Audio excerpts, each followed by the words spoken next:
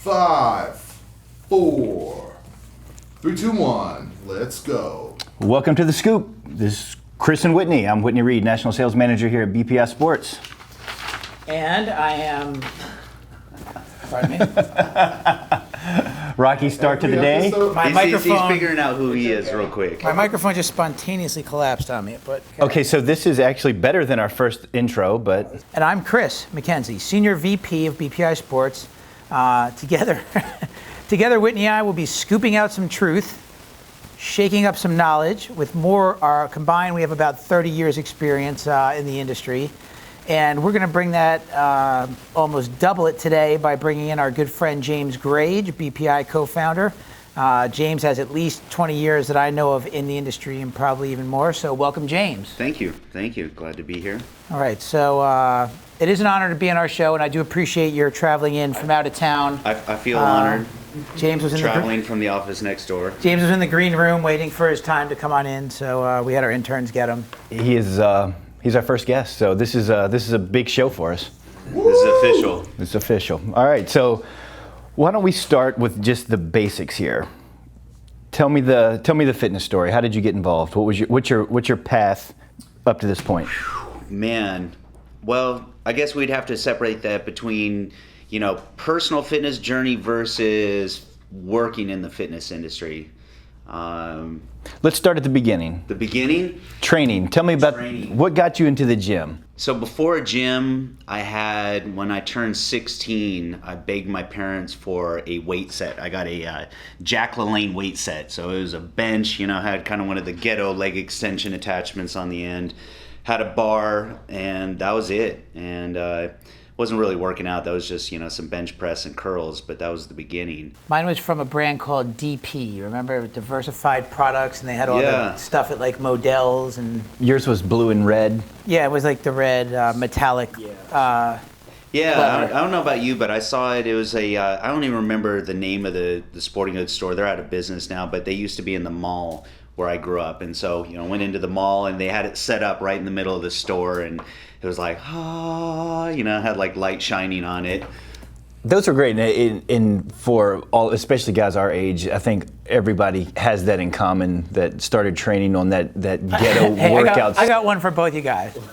When did you get your first belt? All right. I mean, that was like a belt and gloves, right? Let me tell my belt story. Whitney's got a good belt story. I've got a great belt story. All right, so this was right after high school.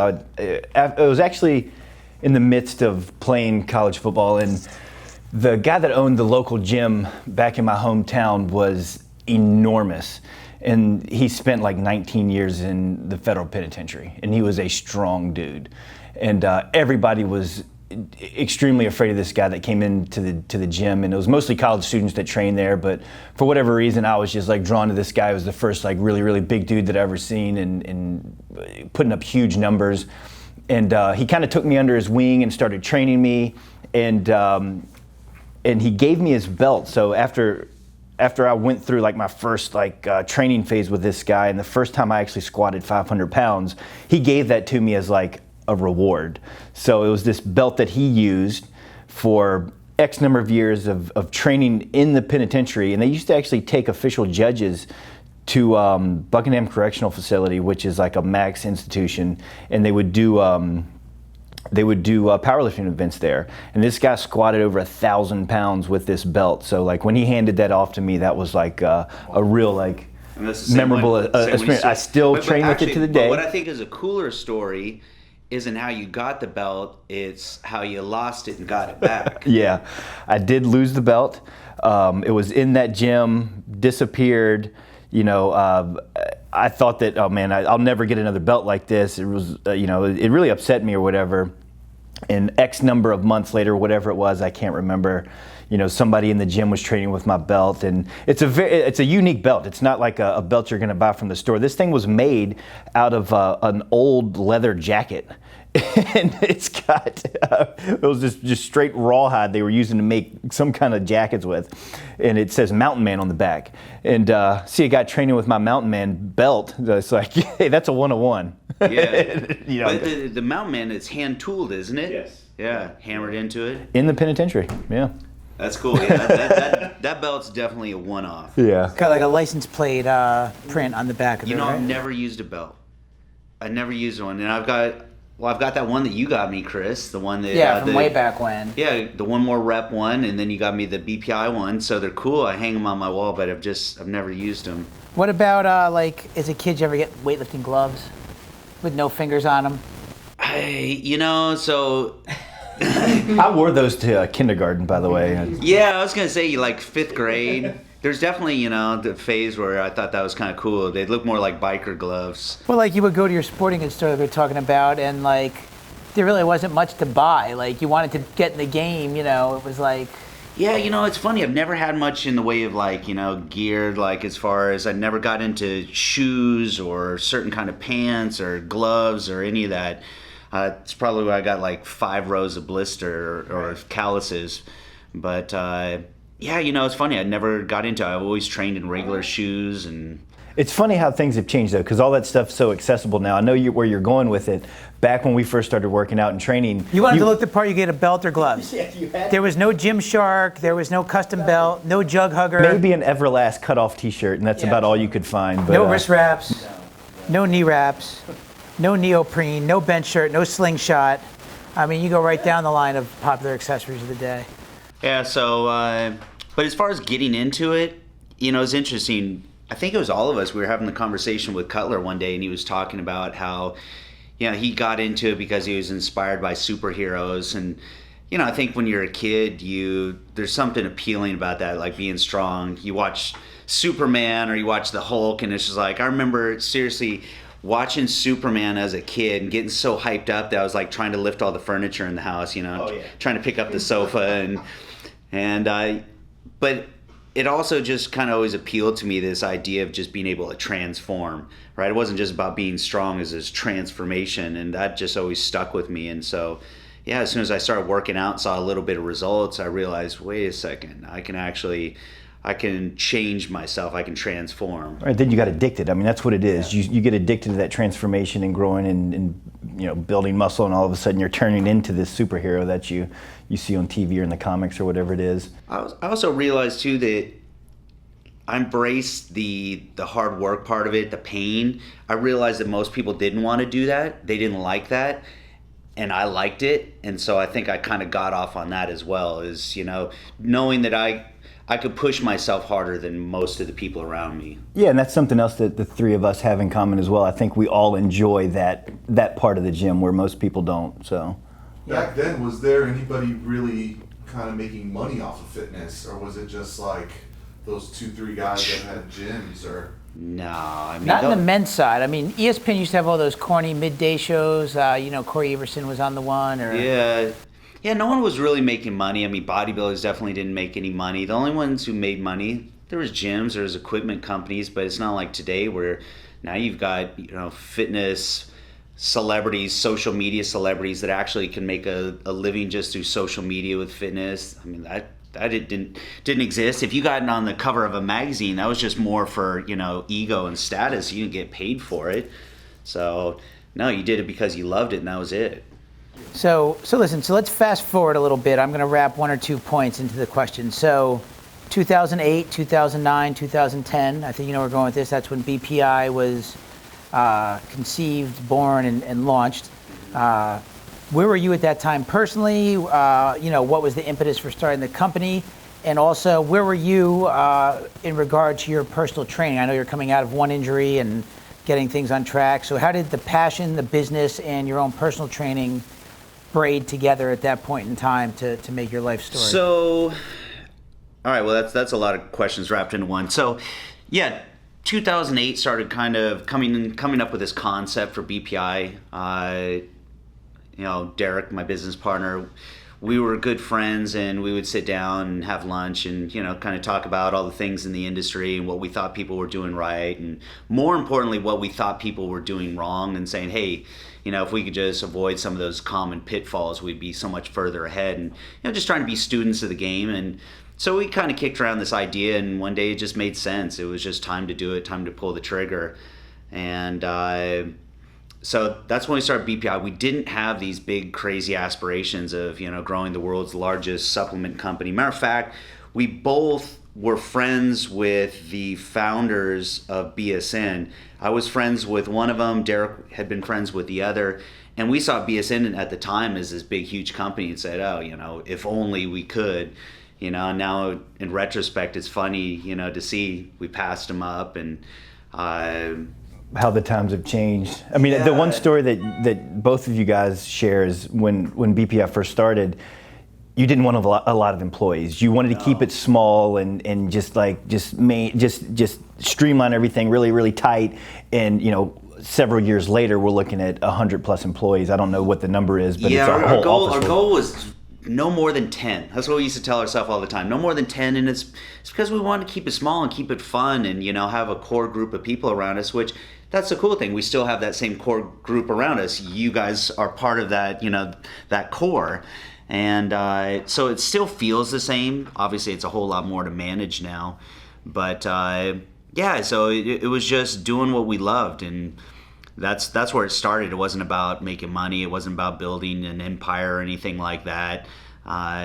It was just being able to do what we enjoyed doing. And it's definitely our culture. We talk about it a lot here in the office, and the people that are outside or haven't been in here and don't really know us personally, they don't see it. But just take, for instance, this week with all of our outside reps here in town, and you can feel it. We are a tight group. It's a family atmosphere, training together, eating together, spend a lot of time with each other. So you definitely accomplish the goal as far as yeah. I mean, that's our culture. You walk out like yesterday in the gym. You walk out there after 5, and everybody's in there, not just training, but training hard. And so we truly live it and breathe it. And those are those moments where I kind of look around and say, you know what, this is cool. Yeah. We got amazing people. I think that's what makes BPI great. I would love to take all the credit, and Derek would love to take all the credit, but it's not us. It started as us right in the beginning because we wore 20 hats apiece. Right. But now it's everyone else. And so I look around and say, this is what BPI is. It's everyone here, and it's their passion. Right. It's I remember, actually I got a funny story about Chris, because when we started, I was still pretty into it. I hadn't competed in a little bit, but 2005 I think was the last time I'd competed.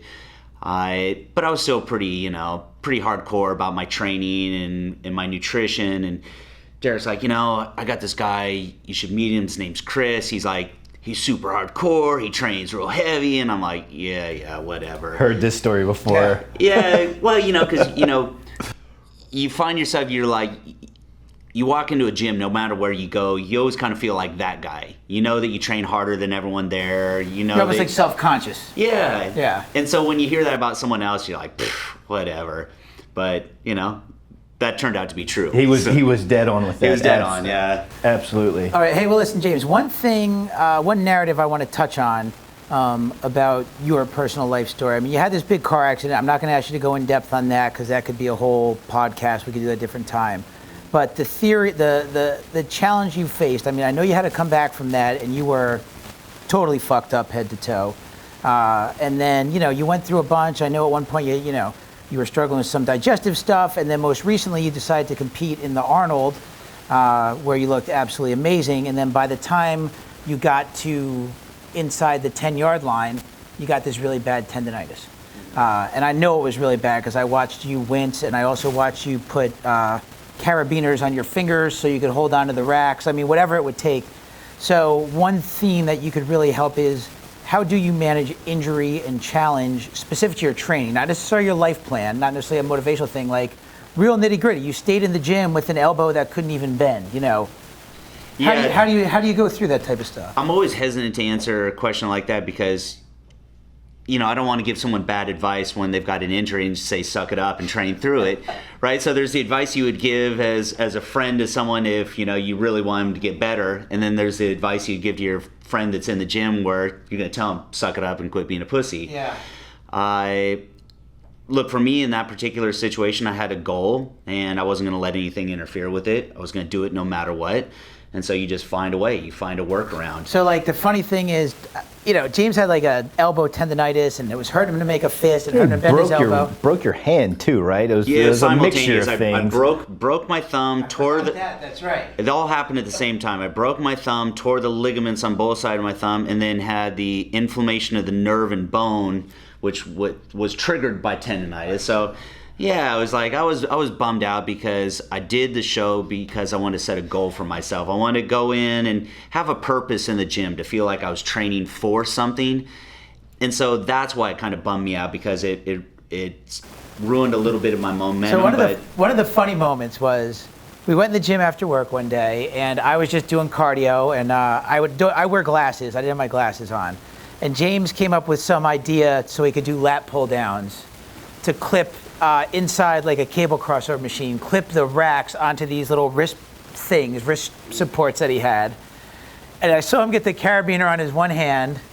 So now his one hand is clipped to the weight rack, and he's looking, where am I going to go? Yeah, 7 feet away from the other side. And he's thinking, how the hell am I going to get this clip on here? And I mean, on one hand, it was like pathetic and sad. Yeah. And on the other hand, it's incredibly motivational, because you're like, here's this guy who can't even use his one hand because his thumb's broke, his elbow's jacked, and he's still trying to like rig this stuff so he can train back. So here's the funny part of the other side of the story is, so once I did get it clipped and I did my set, I saw Whitney on the other side of the gym. I'm like, hey, wait, you got a second?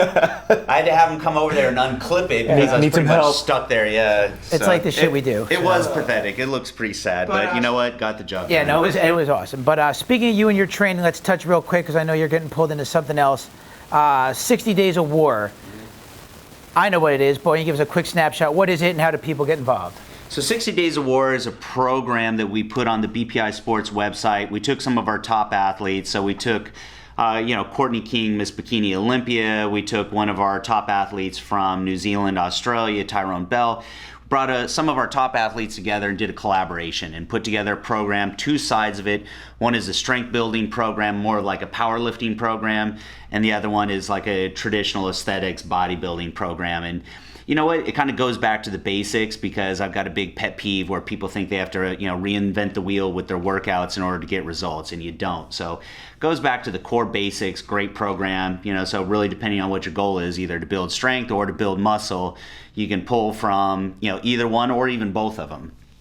So it's something, and it's free. It's on BPI Sports website, so you can go there and you can download the whole thing. Everything's there, nutrition plan, you name it. So. And we kind of got two factions dueling right now. You have your BPI, correct me if I'm wrong, was it BPI Aesthetics? Aesthetics. Team Aesthetics? You have Team Aesthetics and you have Team Power. Mm-hmm. Two different training schools. And if you look in those hashtags on Instagram, you will see tons and tons of ideas, motivation, shenanigans, and your general gym. Yeah, so that's what the war component is. It's the social media part where each side kind of picks a team, they tag it through social media.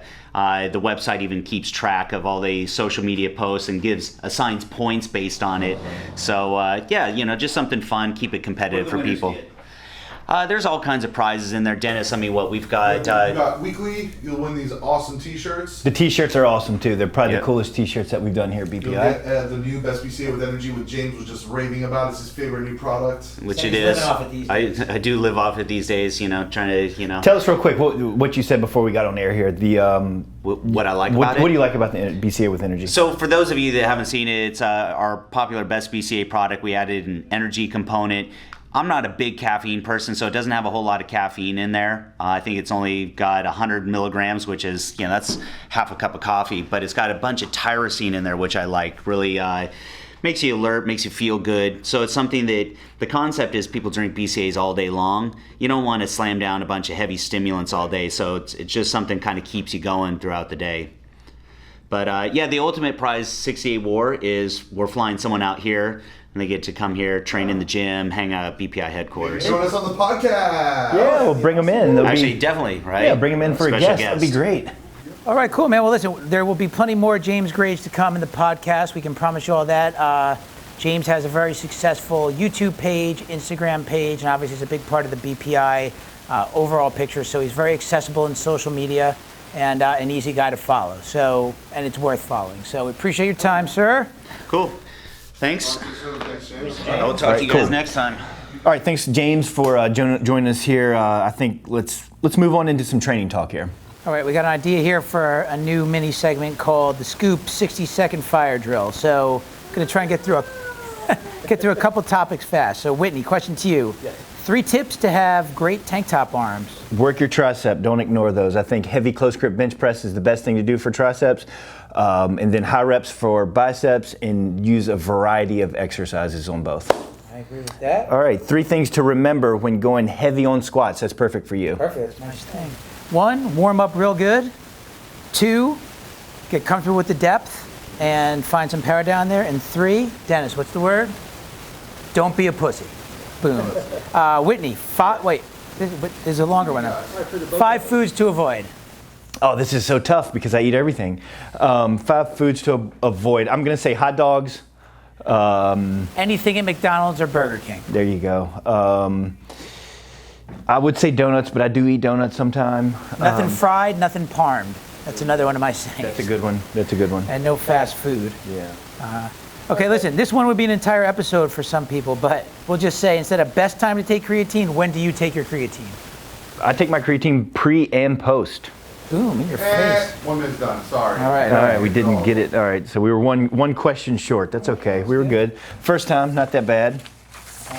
All right, so yeah. Oh, this is great. Yeah, let's talk about BPI athletes. We haven't really talked much about them so far. We've really been talking about ourselves, which I'm sure everybody's bored of hearing about by now. So one thing to our extended brand ambassador and demo rep teams, of which we have almost 1,000 people strong out there in the streets. I know some of you guys competed at the Masters Nationals, and we've got the North Americans coming up, not to get too bodybuilding-ish, but we're going to scroll through our social media, and if you guys are out there competing, we're going to be giving some shout-outs next week. So I know a couple guys on Team BPI are now IFBB pros, so congratulations to you all. But speaking of IFBB pros, is there anyone in particular on Team BPI that's killing it these days? I think we can all say that Regan Grimes has been killing it. So young kid. I met him last year for the first time at the Arnold, I believe, was when he first worked with us at the booth.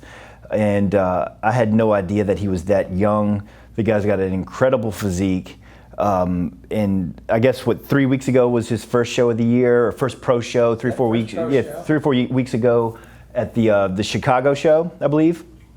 And the dude got in phenomenal shape. I mean, this guy gets shredded. He looks honestly like he doesn't really have that massive bodybuilder look. He looks more like, and I don't want to insult him, but he looks like a really big physique guy that's got this really cool round muscle. And I don't know what did he place in Chicago? Do you know? In Chicago was top 5, so he was 5th there, and then he moved into the Canadian show, Toronto, where he placed, what I understand, a very close second to I think Michael Lockett, who's a freak. He is a freak, but I think that he should have won that show. Definitely. And then coming up in 2 weeks or this week is the Tampa Pro. So make sure to follow this guy if you're not already. He has a great social media. It's one of the guys on social media that I follow, and I actually enjoy watching his stories. I mean, we all know that Jay Cutler has a great story for Instagram, and it's always fun to follow him throughout the day. But Regan also does a great job with all of his social media. So make sure to follow along. So if you're not following right now, his IG is the best place to start. It's just Regan G Bodybuilding. Very easy to find, and he's been out in California doing the whole bodybuilder thing. Living the life. He's a fucking kid. God bless him. He's out there at Gold's training every day. And I can, not that by any means was I ever anything like Reagan, but I did several. You had your chapter? Weeks of hanging out at Gold's. Yeah, did the California tour in my late 20s. I was a little bit older than he is when I did that, and would go out there for 3-4 weeks at a time and hang out with a bunch of my buddies out there and train with O'Hearn. And that's such a cool experience. If you've never been out to Gold's Venice and been in that atmosphere, you're missing out. If you're a bodybuilding fan or a fitness, you need to make that pilgrimage out to California. Upcoming podcast is going to be the best gyms in the country and how to get to them, and which is worth going to. And we'll spend at least 15 minutes on that because it's worth talking about. Gold's will be on there, and maybe Reagan will even chime in. Who knows if he can find time in his busy social media schedule. One quick point I want to make on Reagan: when you're at the top, bro, people are always wanting to get a piece of you. I know, you're the man, and don't let any of these. I know you got a couple detractors at the moment. Tell him to bring it on because you are on top of the game and you should enjoy your time there. So keep killing it, brother. Next person we want to shout out. We mentioned that we had a lot of demo reps or brand ambassadors turn pro. One guy who hasn't turned pro but deserves the world's biggest shout out is my friend Justin Smith. You've met this kid, right? Yeah, not only is he a super cool guy and met him several times, this kid is so freakishly strong. And he's a big dude, don't get me wrong, but by looking at him, you wouldn't know that he would push and pull the amount of weight that he's able to do. So definitely check out his Instagram. Okay, so his Instagram is JustinSmith660_BPI Sports. I'm going to give you my quick anecdote on the guy. First off, I should say he served the country. He's an Army veteran, which always deserves a level of respect. He's also a father, husband, and family man, which I always find to be a noble cause. And he's also a really strong motherfucker. He competes in a sport called Power X, which is a variation of weightlifting where you're doing the 3 basic lifts for 20 reps. He holds the world record for his weight class in there, and I think he deadlifted just under 600 for 20 reps in there. The other guy that owns a record in there would be me, deadlifting 520 for 20 in the weight class under his, but he's strong as hell there. And he's also a competitive bodybuilder. And listen, he's not saying he's lighting the world on fire, but he does have a 610 squat, a 425 bench, and a 640 pull, which are some pretty damn impressive numbers. And that's raw, if I'm not mistaken. That is raw. Speaking of that, though, let's talk about some other incredible human feats this week. Oh, okay. All right. So producer Dennis wants to talk about some other human. What did we say here? Incredible feats of human strengths of the week. One thing that stood out to me, and I love watching this guy train, and I'm sure if you're on watching through social media or whatever, you've seen him do things like this. But James Harrison, linebacker for the Pittsburgh Steelers, he was pushing a sled with 1,800 pounds on it. And how old? He is 38 years old. And 1,800 pounds. How do you even quantify that? I don't know. What's 1,800 pounds? I'm not good with stuff like that. That's almost it's just under a ton, obviously. It would be, well, listen, it's hard to say it's like pushing a car because a car's on wheels. Yeah. Right. He was pushing a sled, which is designed to stand still, not designed to move like a wheel. It would be, here's a good analogy. Take a Toyota Corolla, turn it upside down so its hood is on the ground, and then push that across the parking lot. Yeah, he's definitely one of the strongest human beings on the planet, no doubt about that.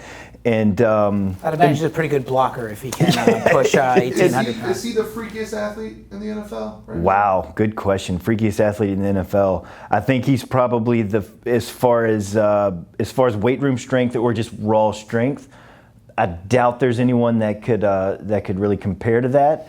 But I don't know. I mean, there's so many freaks in the NFL. But let's say which position in football you think is the freakiest athlete? Overall, I'm going to say the defensive end. Defensive end that's in shape. Not you got to be strong, you Yes. got to jump, and you got to be quick. Yeah. So pretty much every definition of athleticism. Absolutely. And not only that, most of those DNs are 6'4", 6'5". They have incredible reach. They're tall. They're strong. And I mean, you look at guys like Lawrence Taylor. Lawrence Taylor. In your fucking face. He's doing a little more than supplements, though. Well, yeah. Still pretty good. But I like that topic, though. Let's. I think every week let's talk about some of the freak athletes in the NFL or just professional sports in general. Maybe we can get a call in from my buddy at ESPN to chime in on that because I'm sure. Besides the incredible human feats, we also want to do the shocking industry news. So just things that are incredible. And I have one that's incredible. Have you heard the word? The Word by D. Now, if you don't know him, I don't think you'll realize how shocking this is. So I was just scrolling across the Yahoo headlines, and I'm actually surprised that this isn't on the Yahoo homepage. Something about Angelina Jolie, and then 4 stories about Trump. I'm sure they're working on their story now, but my friend, we heard James. James mentioned his business partner, my friend Derek, who is the other co-founder in the business. I knew Derek before BPI started, and I met James through him. We go back well over a decade, and we're aging together. We're both in our mid-40s now, and we're looking at our lives, and our kids have known each other since birth. But Derek decided to come out from behind the curtain a little bit and share some of his insights in the industry, some of his thoughts on worldly affairs, and has hit the social media blogosphere with the Instagram handle thewordby_D. So if you're not following this page, which is rare because he's skyrocketed up to a ton of followers, definitely get on it because there is some funny, entertaining, and insightful stuff And there. rumors are he might be our second guest. Yeah, we're going to get him in. I think we're going to get him in next week. I think that would be fun. I mean, for the people that haven't met him before, definitely check out the page. There will be some just outlandish shit posted on this page. That's all I can say. And actually, he just tried knocking on the door and coming in here. I think he wanted to be a guest on this week, but we're going to have to hold that. Yeah, we're going to have to hold that off till next week. So before we wrap up, we always like to hook our friends up with some insights, any promos or specials going on this month. So we're looking into August now. GNC continues to have a great promo with our Amino Strong product. That'll be on promo, discounted there throughout the month. What else do we have going on, Alex? Vitamin Shop is just coming off of the big BOGO 50 deal that we had there and moving on to deals on 1MR. There's going to be deals on protein. So there's always great deals at Vitamin Shop. Yeah, I love Vitamin Shop. Yeah. We do have a $5 off coupon available out there. I know it's on my Instagram page, which is BPI_Chris, for $5 off our entry-level price point products at Walmart and Kroger. So that's always a great spot to shop, especially when you're on the go or looking to save a couple pennies. And of course, Amazon.com. Something's always on special there. And if you don't know about Amazon, you better learn.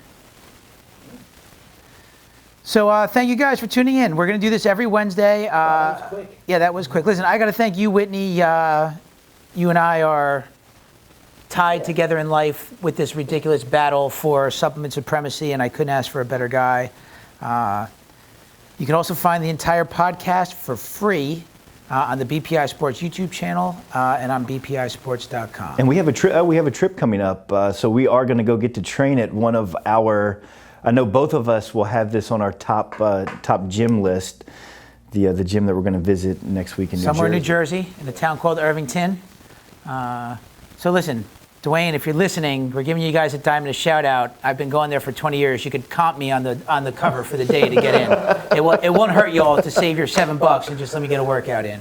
But if you don't, I'm still coming anyway. So love Diamond Gym. Look forward to getting out there. And remember, I guess it's our tagline now. If you're in the gym, don't be a pussy. Don't be a pussy. Absolutely.